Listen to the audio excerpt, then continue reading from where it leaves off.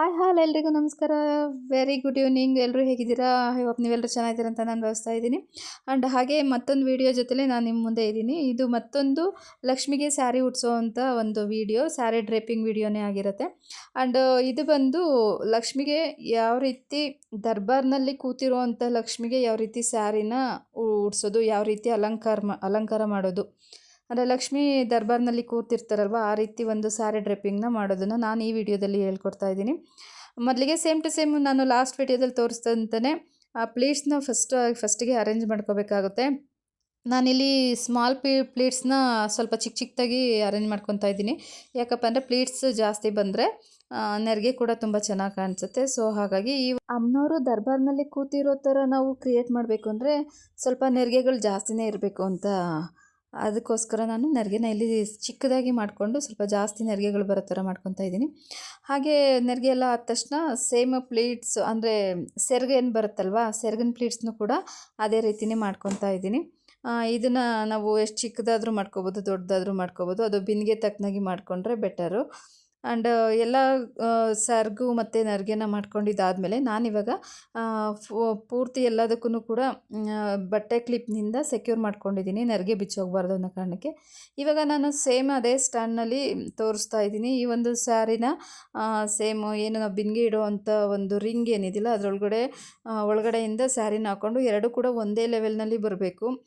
ಎರಡು ಕಡೆ ಸ್ಯಾರಿನೂ ಕೂಡ ಒಂದೇ ಲೆವೆಲಲ್ಲಿ, ಪ್ಲೀಟ್ಸ್ ಕೆಳಗಡೆ ನೆರಿಗೆ ಒಂದೇ ಲೆವೆಲ್ನಲ್ಲಿ ಇರೋ ಥರ ನೋಡಿಕೊಂಡು ಒಂದು ದಾರನ ಕಟ್ಕೋಬೇಕಾಗುತ್ತೆ ಸೆಂಟರ್ಗೆ. ಅದಾದಮೇಲೆ ನಾನಿಲ್ಲಿ ಕಾಲ್ಗೆ ಏನಿರುತ್ತಲ್ವ, ಕಾಲಿನಲ್ಲಿ ಸ್ವಲ್ಪ ಸ್ಯಾರಿನಲ್ಲಿರೋವಂಥ ಬಾರ್ಡರ್ನಿಂದ ಕಾಲಿಗೆ ಫುಲ್ಲು ಸುತ್ತಕೊಂಡು ಗುಂಡು ಪಿನ್ನಿಂದ ಸೆಕ್ಯೂರ್ ಮಾಡ್ಕೋತಿದ್ದೀನಿ.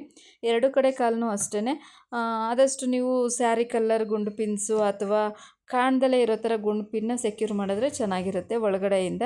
ಅದಾದ ನಂತರ ನಾನಿಲ್ಲಿ ಬಿನ್ಗೆನ ಪ್ಲೇಸ್ ಮಾಡ್ಕೊತಾ ಇದ್ದೀನಿ. ಸೊ ಬಿನ್ಗೆ ಪ್ಲೇಸ್ ಮಾಡ್ಕೊಂಡಾದಮೇಲೆ ನಾವು ಏನು ಸೆರಗು ಪಾರ್ಟ್ ಮಾಡ್ಕೊಂಡಿರ್ತೀವಲ್ಲ ಅದನ್ನು ಬ್ಯಾಕ್ ಸೈಡಿಂದ ತೊಗೊಂಡು ಫ್ರಂಟಲ್ಲಿ ಅದನ್ನು ತೊಗೊಂಡು ವಿ ಶೇಪ್ನಲ್ಲಿ ನಾವು ಮಾಡಿಕೊಂಡು ಸೆರಗನ್ನ ಹಾಕೋಬೇಕಾಗುತ್ತೆ. ಅದಲ್ದಲೇ ಕೆಲವರು ಬಿನ್ಗೆಗೂ ಕೂಡ ಬ್ಲೌಸ್ನ ಹಾಕ್ತಾರೆ, ಬ್ಲೌಸ್ ಪೀಸಿಂದ ಸುತ್ಕೊತಾರೆ, ಆ ಥರನೂ ಕೂಡ ಮಾಡ್ಕೋಬಹುದು. ನಾನಿಲ್ಲಿ ಆ ಥರ ಏನು ಮಾಡ್ತಾಯಿಲ್ಲ. ಸದ್ಯಕ್ಕೆ ಸೆರಗಿಂದನೇ ನಾನು ಪೂರ್ತಿ ಕಂಪ್ಲೀಟಾಗಿ ಅದು ಮುಚ್ಚೋಗೋ ಥರ, ಬಿನ್ಗೆ ಮುಚ್ಚೋ ಥರ ಮಾಡ್ಕೊತಾ ಇದ್ದೀನಿ. ಅದಾದಮೇಲೆ ನಾನಿಲ್ಲಿ ಸೆಂಟರ್ಗೆ ಏನು ಡಾಬನ್ನ ಹಾಕ್ಕೊತಾ ಇದ್ದೀನಿ. ಡಾಬನ್ನ ನೋಡಿಕೊಂಡು ಟೈಟಾಗಿ ಹಾಕ್ಕೊಂಡ್ರೆ ಸೆರಗು ಯಾವ ಕಾರಣಕ್ಕೂ ಬಿಚ್ಚೋಗೋದಿಲ್ಲ, ನೀಟಾಗಿ ಕೂತ್ಕೊಳ್ಳುತ್ತೆ, ಸೆಕ್ಯೂರ್ ಆಗಿರುತ್ತೆ ಅಂತಲೇ ಹೇಳ್ಬೋದು. ಅದಾದಮೇಲೆ ನಾವು ಇಲ್ಲಿ ಕೆಳಗಡೆ ಇರುವಂಥ ನೆರಿಗೆ ಪ್ಯಾಡ್ಸ್ ಏನಿದೆಯಲ್ಲ ಅದನ್ನು ಒಂದಕ್ಕೊಂದು ಈಕ್ವಲ್ ಆಗಿ ಬರೋ ಥರ ನೀಟಾಗಿ ಒಂದಾದಮೇಲೆ ಒಂದು ನೀಟಾಗಿ ಜೋಡಿಸ್ಕೋಬೇಕಾಗುತ್ತೆ. ನೀಟಾಗಿ ಜೋಡಿಸ್ಕೊಂಡಾದಮೇಲೆ ಎರಡು ಸೈಡ್ ಸುತ್ತಕ್ಕೂ ರೌಂಡ್ ಶೇಪಲ್ಲಿ ಬರೋ ಥರ ಮಾಡಿಕೊಂಡ್ರೆ ತುಂಬ ಚೆನ್ನಾಗಿರುತ್ತೆ. ಇನ್ನು ನಾವು ದರ್ಬಾರ್ನಲ್ಲಿ ಕೂರಿಸ್ಬೇಕಾಗಿರೋದ್ರಿಂದ ಕಾಲನ್ನ ಒಂದ್ರ ಮೇಲೆ ಒಂದು ಕಾಲನ್ನ ಹಾಕಿ ಕಾಲು ಸೆಂಟರ್ನಲ್ಲಿ ನೆರಿಗೆಗಳು ಪ್ಲೀಟ್ಸ್ ಏನಿರುತ್ತಲ್ಲ ಅದು ಜಾಸ್ತಿ ಬರೋ ಥರ ನೋಡ್ಕೋಬೇಕಾಗತ್ತೆ. ಸೊ ಇದಕ್ಕೋಸ್ಕರನೇ ನಾನು ಆವಾಗಲೇ ಹೇಳಿದ್ದು ನೆರಿಗೆನ ಸ್ವಲ್ಪ ಜಾಸ್ತಿ ಬರೋ ಥರ ಪ್ಲೀಟ್ಸ್ನ ಮಾಡ್ಕೋಬೇಕಾಗುತ್ತೆ ಅಂತ ಹೇಳಿ. ಹಾಗಾಗಿ ನಾನು ಚಿಕ್ಕದಾಗಿ ನೆರಿಗೆಗಳನ್ನ ಮಾಡ್ಕೊಂಡಿದ್ದೀನಿ. ಈ ರೀತಿ ಬಂದರೆ ತುಂಬ ಚೆನ್ನಾಗಿ ಬ್ಯೂಟಿಫುಲ್ಲಾಗಿ ಕಾಣ್ತದೆ. ಅಮ್ಮನವರು ಕೂಡ ತುಂಬ ಲುಕ್ಕಾಗಿ ಲಕ್ಷಣವಾಗಿ ಕಾಣಿಸ್ತಾರೆ ಅಂತಲೇ ಹೇಳ್ಬೋದು. ಅದಾದಮೇಲೆ ನಾನಿಲ್ಲಿ ನಾನು ಲಕ್ಷ್ಮಿಗೆ ಅಂತಲೇ ಒಂದಷ್ಟು ಜ್ಯುವೆಲ್ರೀಸ್ನ ಇಟ್ಕೊಂಡಿದ್ದೀನಿ ಈ ರೀತಿ ಅಲಂಕಾರ ಮಾಡಲಿಕ್ಕೆ. ಅದನ್ನು ನಾನಿಲ್ಲಿ ಹಾಕ್ಕೊತಾ ಇದ್ದೀನಿ.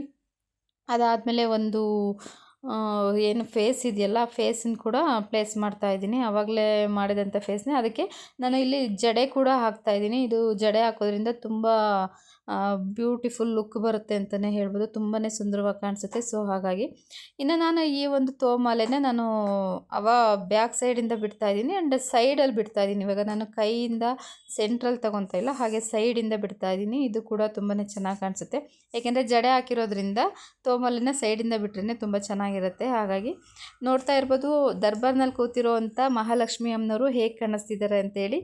ಈ ಒಂದು ಲುಕ್ನಲ್ಲಿ ಅಮ್ಮನವರ ಒಂದು ಸೀರೆ ಉಡಿಸಿರೋವಂಥ ರೀತಿ ಹೇಗಿದೆ, ದರ್ಬಾರ್ನ ಲುಕ್ ಹೇಗಿದೆ ಅಂತ ಹೇಳಿ ನನಗೆ ಕಮೆಂಟ್ ಬಾಕ್ಸಲ್ಲಿ ತಿಳಿಸಿ ಮರಿಬೇಡಿ. ನನಗಂತೂ ಈ ಲುಕ್ಕು ತುಂಬಾ ಬ್ಯೂಟಿಫುಲ್ಲಾಗಿ ಕಾಣಿಸ್ತಿದೆ ಅಂತ ನನಗನ್ನಿಸ್ತಿದೆ. ನಿಮಗೆ ಹೇಗೆ ಅನ್ನಿಸ್ತಿದೆಯೋ ಗೊತ್ತಿಲ್ಲ. ಪ್ಲೀಸ್ ಕಮೆಂಟಲ್ಲಿ ತಿಳಿಸೋದು ಮಾತ್ರ ಮರಿಲೇಬೇಡಿ, ನಾನು ಪದೇ ಪದೇ ಹೇಳ್ತಾ ಇದ್ದೀನಿ. ಆ್ಯಂಡ್ ಯಾರೆಲ್ಲ ನನ್ನ ವೀಡಿಯೋನ ಹೊಸ್ದಾಗಿ ನೋಡ್ತಾ ಇದ್ದೀರಾ ಪ್ಲೀಸ್ ನನ್ನ ಚಾನಲ್ಗೆ ಸಬ್ಸ್ಕ್ರೈಬ್ ಆಗಿಲ್ಲ ಅಂದರೆ ಸಬ್ಸ್ಕ್ರೈಬ್ ಆಗಿ. ಯಾರೆಲ್ಲ ಹೊಸ್ದಾಗಿ ಸಬ್ಸ್ಕ್ರೈಬರ್ಸ್ ಆಗಿದ್ದೀರಾ ನಿಮ್ಮೆಲ್ಲರಿಗೂ ಕೂಡ ನನ್ನ ತುಂಬ ಹೃದಯದ ಧನ್ಯವಾದಗಳು ಅಂತ ತಿಳಿಸ್ತಾ ಈ ವಿಡಿಯೋನ ನಾನು ಇಲ್ಲಿಗೆ ಎಂಡ್ ಮಾಡ್ತಾ ಇದ್ದೀನಿ. ಮತ್ತೆ ಮುಂದಿನ ವಿಡಿಯೋದಲ್ಲಿ ಸಿಗ್ತೀನಿ. ಅಲ್ಲಿವರೆಗೂ ನಿಮ್ಮೆಲ್ಲರಿಗೂ tata bye bye, love you all. Thank you so much.